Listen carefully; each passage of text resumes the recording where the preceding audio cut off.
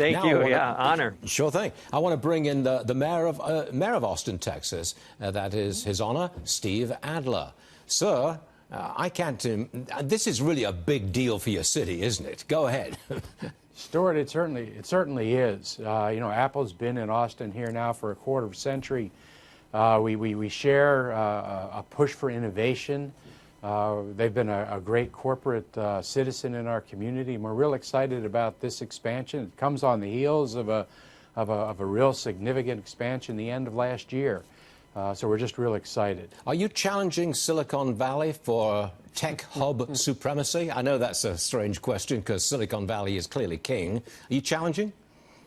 Well, you know, at some level, you know, there are certain things that we do really well. We have more startups per capita here than anybody else, and I think it's cultural to the city.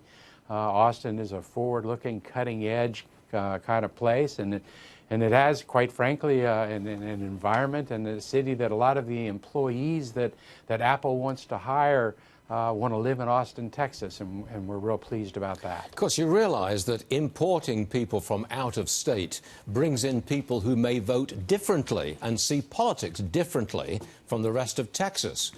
Does that, I don't suppose that concerns you as the mayor of Austin, does it?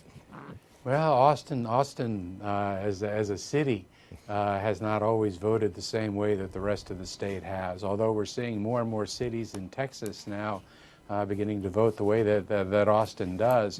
We're excited to have those employees come here, but we also have a pretty developed workforce here in the city.